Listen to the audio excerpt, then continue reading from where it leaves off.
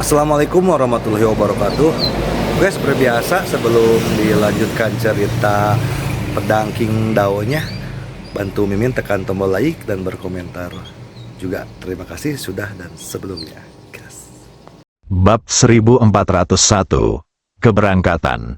Saat suara itu jatuh, puluhan ribu laser tiba-tiba ditembakkan ke arah Ye Guan. Melihat pemandangan ini, wajah Ye Guan sedikit berubah. Dia mengayunkan pedang dengan cepat, dan energi pedang menebas laser. Dalam sekejap, ledakan yang memekakkan telinga terdengar di ruang dan waktu yang kosong ini. Pecahan energi pedang dan pecahan laser yang tak terhitung jumlahnya berhamburan dari segala arah. Sungguh mengerikan. Dentang, pada saat ini, suara pedang tiba-tiba bergema dari langit dan bumi. Kemudian, cahaya pedang menghancurkan segalanya dan menyerbu ke arah manusia Mesya itu dengan kekuatan yang tak terhentikan.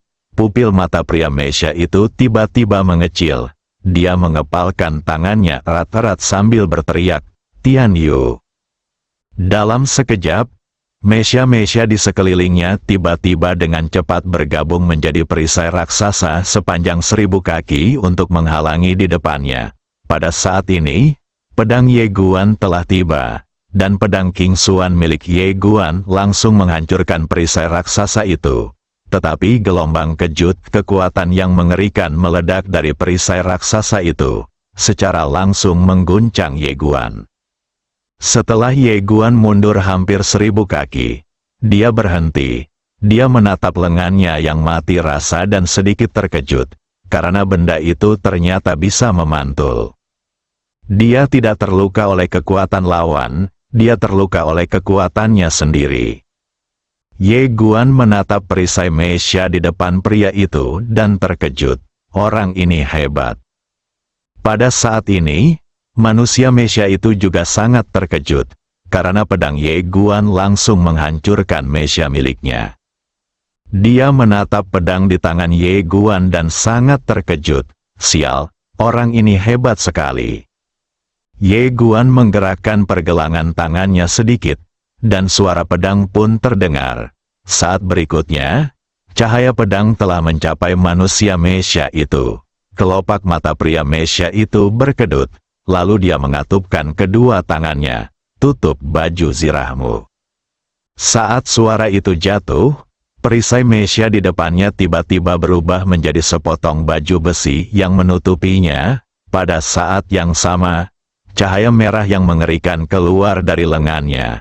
Dia mengangkat kedua lengannya tinggi-tinggi, lalu menghantamkannya dengan keras. Dengan hantaman ini, dua kekuatan dahsyat tercurah bagaikan jutaan gunung berapi yang meletus di saat yang sama.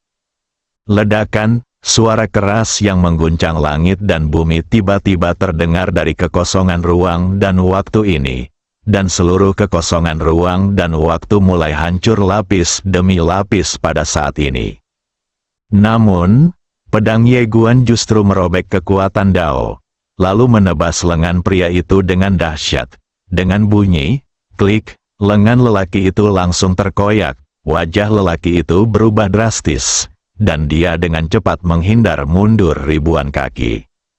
Ye Guan ingin terus menyerang dengan pedangnya, tetapi pria itu cepat-cepat berkata, "Berhenti, aku mengaku kalah."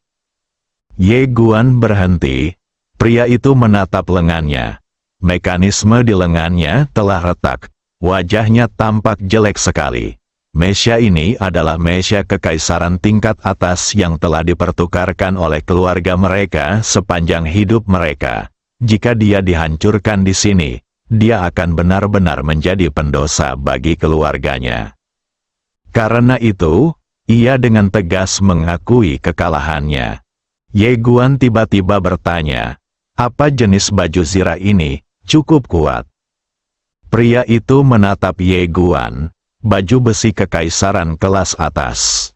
Ye Guan sedikit penasaran, baju besi kekaisaran kelas atas. Lelaki itu mengangguk, "Itu dibangun oleh peradaban abadi kita. Apakah kau belum pernah mendengarnya?" Ye Guan berkata, "Saya belum pernah mendengarnya."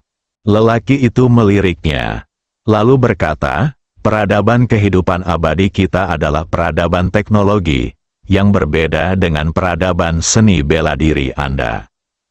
Ye Guan bertanya dengan rasa ingin tahu, apakah baju besi ini dibagi menjadi beberapa tingkatan? Pria itu mengangguk sedikit.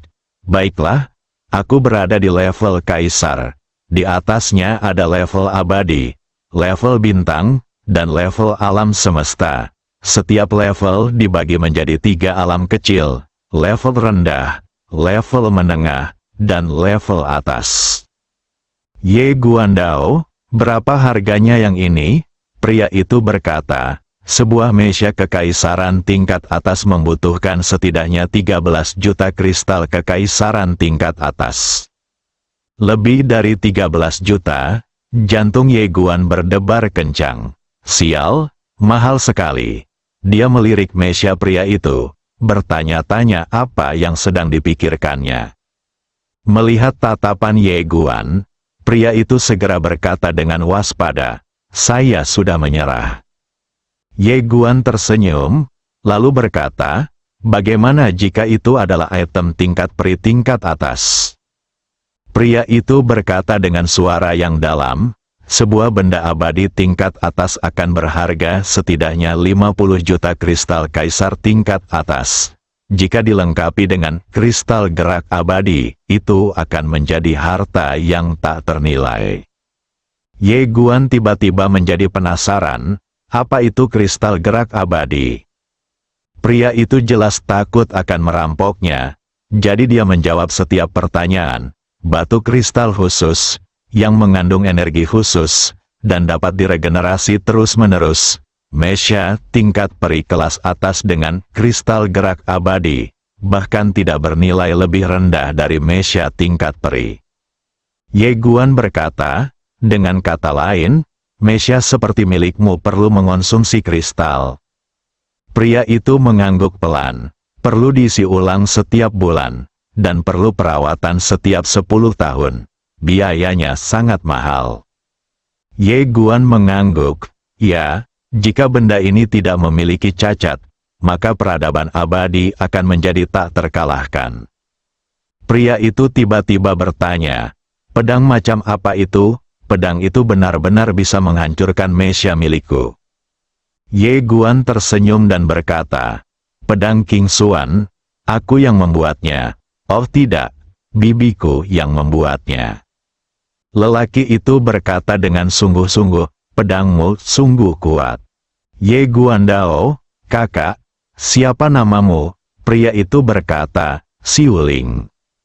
Ye Guan tersenyum dan berkata, saudara Xiuling, saya penasaran, apakah semua orang di peradaban kehidupan abadi Anda menggunakan mesia? Atau apakah ada juga beberapa orang yang berlatih seni bela diri dan akhirnya bergabung dengan mesia? Xiuling berkata, tentu saja tidak semua orang memainkan mesia. Ada orang yang memainkan kapal mesia. Ada juga yang, seperti yang Anda katakan, berlatih peradaban seni bela diri sambil memainkan mesia. Namun, orang-orang seperti ini relatif jarang. Namun, setelah mereka menguasainya, itu sangat menakutkan. Ye Guan mengangguk. Aku mengerti. Xiuling mengamati mecanya yang memiliki beberapa bekas pedang. Memikirkan biaya perbaikannya. Dia merasa sedikit tertekan. Dia menggelengkan kepalanya dan berkata, lawan orang mesum itu. Setelah berkata demikian, dia berbalik dan menghilang di tempat. Ye Guan tidak pergi ke lantai berikutnya, tetapi langsung meninggalkan menara Sengwu. Dia cukup cepat untuk melewati level-level tersebut, dan jika dia menyelesaikannya secara langsung, itu pasti akan menarik perhatian. Lebih baik bersikap rendah hati. Setelah meninggalkan menara Sengwu, dia tiba di menara kecil. Saat ini, 200 tahun telah berlalu di menara kecil itu. Karena 20 hari telah berlalu sejak dia datang ke tanah lama dari 10 tanah terlantar. Dalam 200 tahun ini, 69 dari kelompok pembudidaya pedang itu telah menjadi kaisar agung. Di seluruh 10 tanah terlantar dan tanah terlarang kuno yang digabungkan, selain dari 69 pembudidaya pedang tersebut, ada 132 orang lagi yang telah menjadi kaisar agung.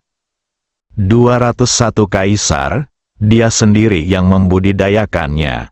Selain itu, ia memiliki 100 pengawal perunggu emas dan 300 jenderal perunggu. Tingkat dari 100 pengawal perunggu emas itu sama sekali bukan tingkat kaisar agung, tetapi tingkat kaisar semi-abadi. Terlebih lagi, mereka bukan kaisar biasa yang hampir abadi. Pada hari ini, Ye Guan membuat keputusan, yaitu membebaskan semua kaisar. Mereka sekarang berada di menara kecil, menghabiskan terlalu banyak energi spiritual di menara dan menghabiskan terlalu banyak sumber daya. Terlebih lagi, energi spiritual di tanah lama sekarang lebih padat, jauh melebihi yang ada di menara kecil. Oleh karena itu, bagi para kaisar ini, akan lebih baik untuk berkembang di luar. Di dalam aula, 200 kaisar berdiri bersama dengan hormat. Pada saat ini, Ye Guan berjalan memasuki aula. Ketika Dao Zi yang berada di depan melihat Ye Guan, dia membungkuk dalam-dalam dan berkata, "Salam, Kaisar Guan." Yang lainnya juga memberi hormat. Meskipun mereka sudah menjadi kaisar, mereka masih sangat hormat saat menghadapi Ye Guan. Adegan di mana Ye Guan membunuh pusat kekuatan peradaban Sui Ming dengan satu pedang membekas dalam pikiran setiap orang.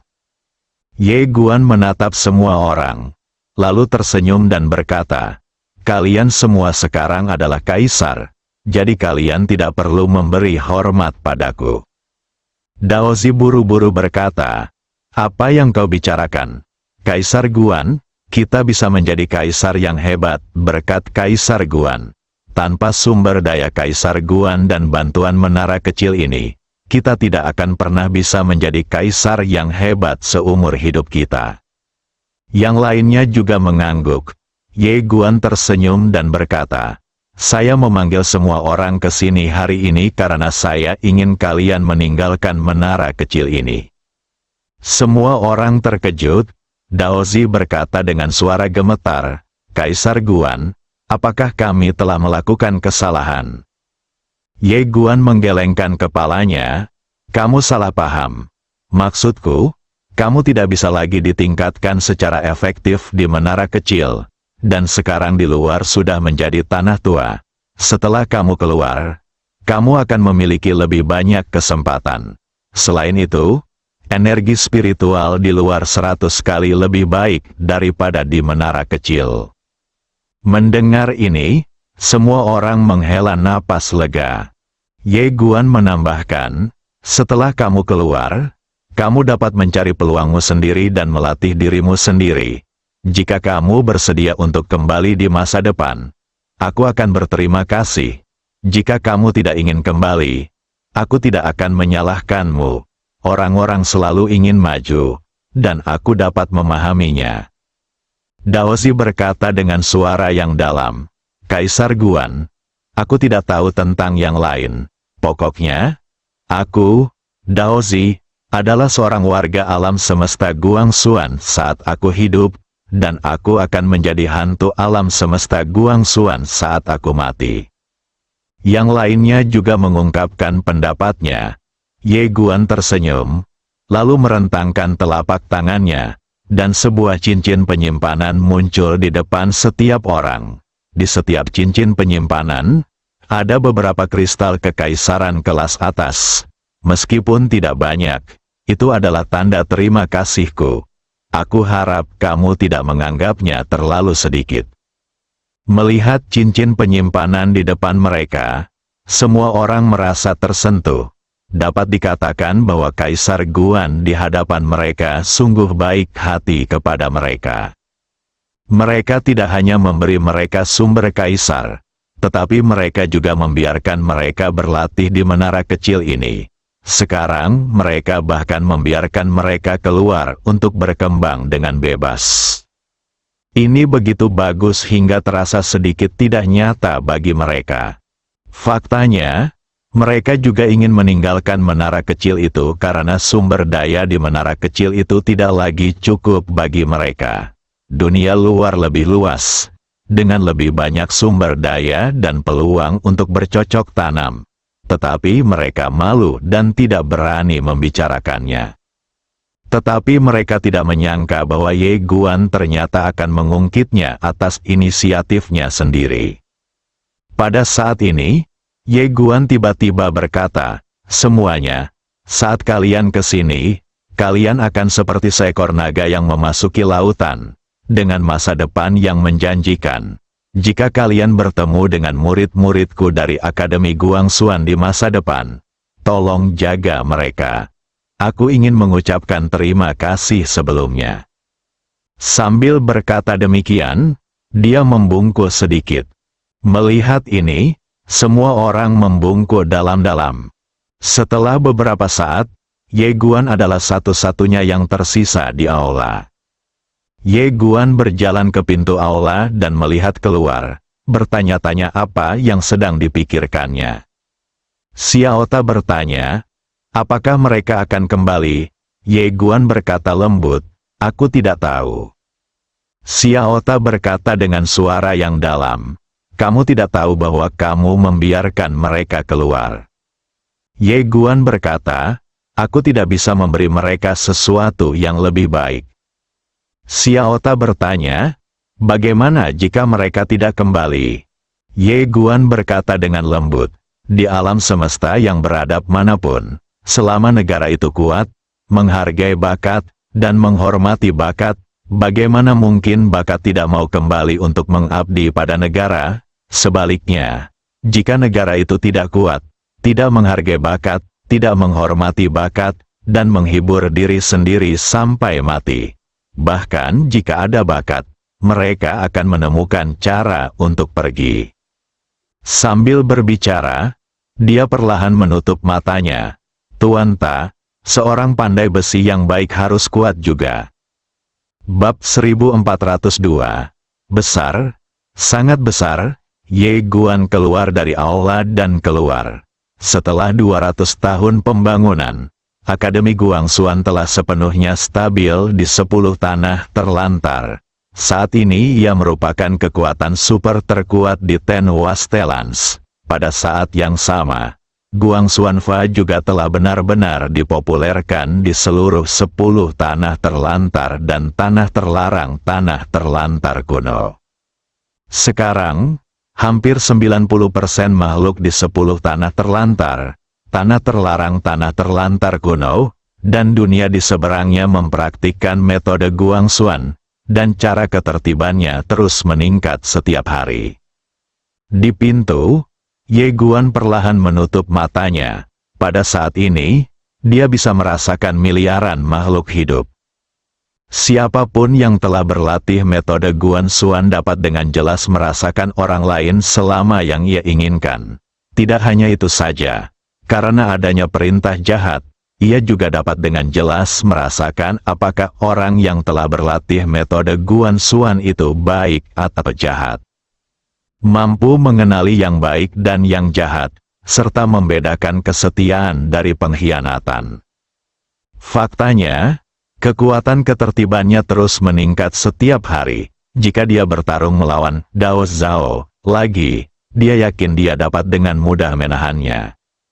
Semakin banyak hal ini terjadi, semakin berhati-hati ia terhadap kekuatan iman. Kekuatan ini datang terlalu mudah, dan dia tidak berani menyalahgunakannya karena akan membuatnya ketagihan. Terutama sekarang, dia dapat dengan mudah mengendalikan hidup dan mati semua makhluk hidup. Kekuasaan sungguh dapat merusak orang, kekuasaan juga dapat merusak orang.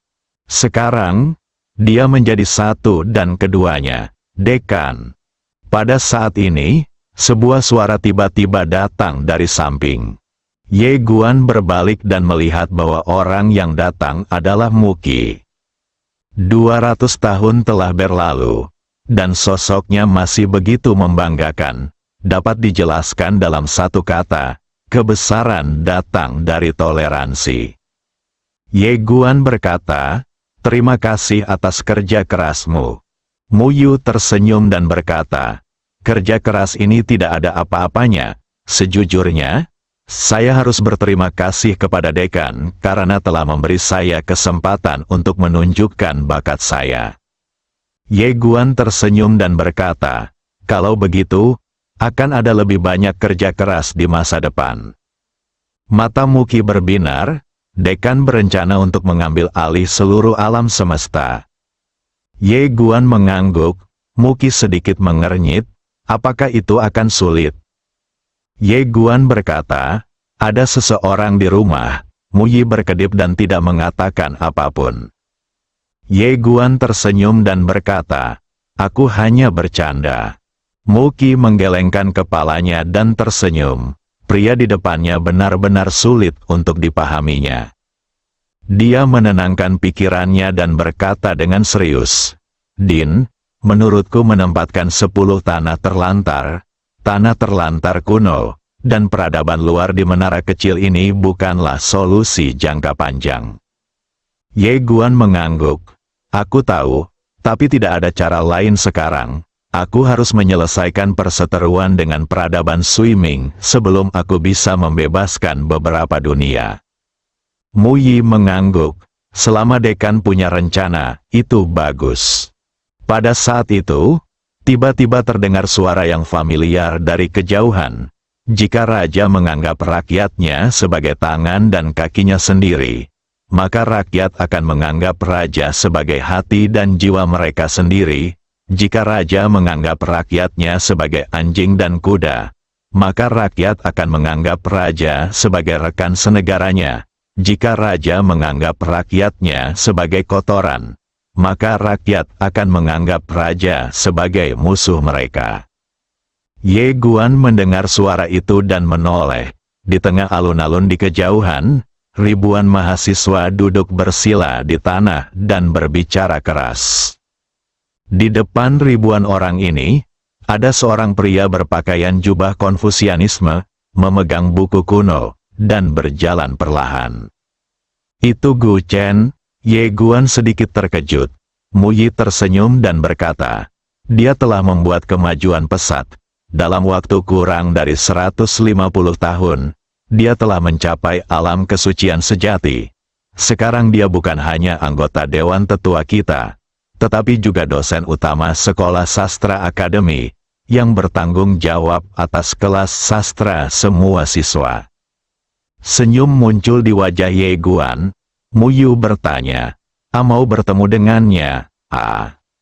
Ye Guan menggelengkan kepalanya. Mungkin akan ada kesempatan di masa depan. Kamu masih harus mengurus urusan akademi. Mu Yi mengangguk. Oke, melihat Ye Guan hendak pergi, dia ragu untuk berbicara. Pada saat ini, Ye Guan telah menghilang. Setelah terdiam lama, Mu Yi mendesah pelan. Di kejauhan, Gu Chen menutup buku. Pada saat ini, seorang pria tiba-tiba bergegas ke sisi Gu Chen. Gu Chen tersenyum dan berkata, Yun Zhen, apa yang kamu lakukan terburu-buru? Pria bernama Yun Zhen berkata dengan gembira, saya baru saja melihat dekan. Dekan, Gu Chen tercengang. Tak jauh dari situ, para pelajar pun ikut berdiri. Di mana dekannya? Di mana orang-orangnya? Yun Zhen, apakah kamu bercanda? Melihat semua orang berbicara sekaligus, Yun Zhen tersenyum canggung dan berkata, baru saja aku melihatnya berbicara dengan Tetua Muki, tetapi aku tidak berani mengganggunya. Sekarang dia tampaknya sudah pergi. Setiap orang, Gu Chen melirik ke arah aula dan tersenyum tipis. Ayo bubar, Melihat semua orang berbicara, mereka segera berdiri tegak, membungkuk dalam-dalam kepadanya, dan bubar dengan tertib.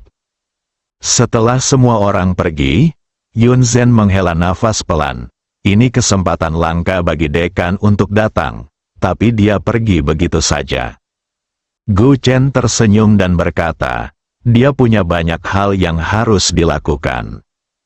Yun Zhen ragu-ragu sejenak, lalu berkata, Saudara Gu, saya dengar Anda dulu sering berjudi, benarkah? Senyum Gu Chen memudar, dan dia berkata dengan serius, omong kosong. Setelah berkata demikian, dia berbalik, Yun Zhen, Di luar menara kecil, Ye Guan menemukan perpustakaan dan mulai membaca. Dia ingin mengenal 3 peradaban di tanah tua ini, khususnya peradaban Sui Ming. Setelah beberapa hari, dia membaca semua buku di perpustakaan, dan pada saat ini, dia memiliki pemahaman yang jelas tentang asal-usul seluruh tanah lama dan 3 peradaban besar. Selain tanah lama, ada beberapa peradaban lain di luar sana. Yang paling terkenal di antaranya adalah 4 alam abadi. Alam abadi Tianfu, tempat Xin Wudao, yang kita temui sebelumnya, adalah salah satu dari 4 alam abadi. Meskipun kekuatan keempat alam abadi ini tidak sebaik 3 peradaban besar di tanah lama, kekuatan mereka tidak boleh diremehkan. Setidaknya mereka dapat bertahan hidup meskipun mereka tidak sekuat tanah lama, yang mana tidaklah mudah.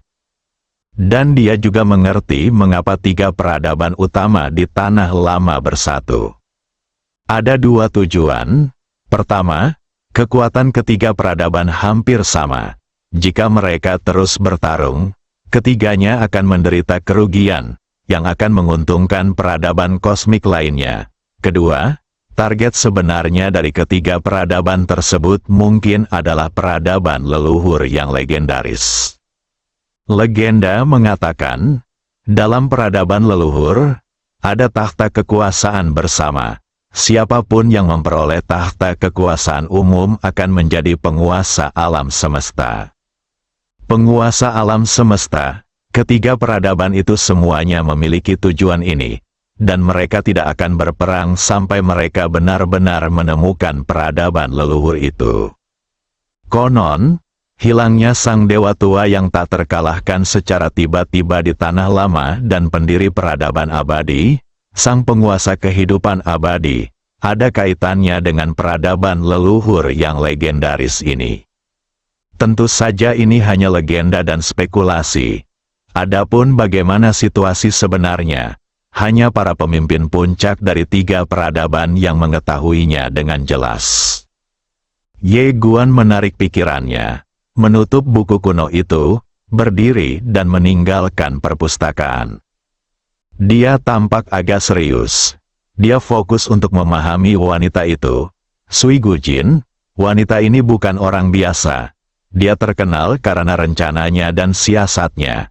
Di masa lalu, dia telah membuat peradaban bumi tua dan peradaban kehidupan abadi sangat menderita. Kedua peradaban itu bahkan diam-diam melancarkan operasi pembunuhan besar-besaran terhadapnya. Hal ini benar-benar membuat kedua peradaban itu cemas. Tidak hanya itu, ia juga pernah membantu peradaban Sui Ming menaklukkan negeri dongeng. Ya, dulunya ada 5 negeri dongeng. Kemudian, salah satu negeri peri karena suatu alasan membelot ke peradaban Sui Ming, yang sangat meningkatkan kekuatan peradaban Sui Ming. Bagaimanapun, ini ada hubungannya dengan wanita ini. Yang paling menakutkan adalah ketika CEO peradaban Sui Ming, Bei Xinqi, membunuh orang-orang di tanah lama, dia pergi sendirian untuk bernegosiasi dengan Bei Xinqi. Pada akhirnya, tidak seorang pun tahu apa yang mereka bicarakan, tetapi Bei Xinqi tetap meninggalkan tanah lamanya. Ini orang yang mengerikan, dan sekarang, pihak lain menjadi sasarannya. Ye Guan benar-benar merasa sedikit kesal. Dia tidak bisa memahaminya. Wanita itu memiliki jabatan yang sangat tinggi, sehingga dia seharusnya tidak menjadi sasarannya, tetapi dia melakukannya. Mungkinkah pemilik bajingan pena dadau itu membuat masalah lagi? Anda akan menjadi tak terkalahkan mulai sekarang. Bunuh binatang ini dulu. Mengapa? Ye Guan mendesah dalam hatinya. Dia benar-benar berjalan di atas es tipis sekarang. Musuh-musuh ini lebih kuat dan lebih jahat daripada satu sama lain. Dan di sampingku, hanya ada Xiao Hun dan Taye. Saudara Ye, pada saat ini, sebuah suara tiba-tiba terdengar dari samping. Ye Guan menarik kembali pikirannya dan menoleh untuk melihat. Tak jauh dari situ, seorang lelaki berjalan cepat ke arahnya. Itu adalah Mu Xuansu. Ye Guan tersenyum dan berkata, "Saudaramu," Mu Xuansu bertanya, "saya dengar kamu sudah mencapai lantai 8 Menara Sengwu." Ye Guan mengangguk. "Ya," Mu Xuansu langsung mengacungkan jempolnya. "Kakak Ye, hebat sekali." Ye Guan tersenyum dan berkata, "Tidak buruk." Mu Xuansu tiba-tiba bertanya dengan serius, "Saudara Ye, apakah Anda sangat kekurangan uang?" Ye Guan mengangguk. "Baiklah, bagaimana kau tahu?" Mu Xuansu berkata, "Ku dengar kau mencuri cincin penyimpanan para penjaga gerbang di setiap lantai. Sekarang kau terkenal." Ye Guan, Mu Xuansu tersenyum dan berkata, "Saudara Ye, saya telah membuat janji dengan seorang pria dari peradaban kehidupan abadi untuk menjelajahi istana abadi rahasia bersama-sama. Apakah Anda tertarik untuk pergi bersama kami?" Ye Guan sedikit penasaran, istana abadi rahasia. Mu Xuansu mengangguk. "Ya, istana rahasia abadi itu konon berusia miliaran tahun. Sekarang istana itu dikuasai oleh 3 peradaban besar kita. Hanya orang-orang dari 3 peradaban besar kita yang bisa masuk. Kalau beruntung, pasti banyak yang bisa diuntungkan. Tentu saja, di dalamnya juga sangat berbahaya. Selain itu, setelah masuk, tidak ada aturan atau batasan. Bahkan jika kalian berasal dari peradaban yang sama, kalian boleh berkelahi, membunuh orang, dan mencuri harta karun." "Uang?" Ye Guan melirik Mu Xuansu dan berkata tanpa ragu, "Pergilah." Mu Xuansu tersenyum dan berkata, "Kalau begitu, ayo pergi sekarang." Ye Guan mengangguk. Oke, Mu Xuansu membawa Ye Guan bersamanya dan menghilang di tempat. Ketika mereka muncul lagi, mereka sudah tiba di langit berbintang.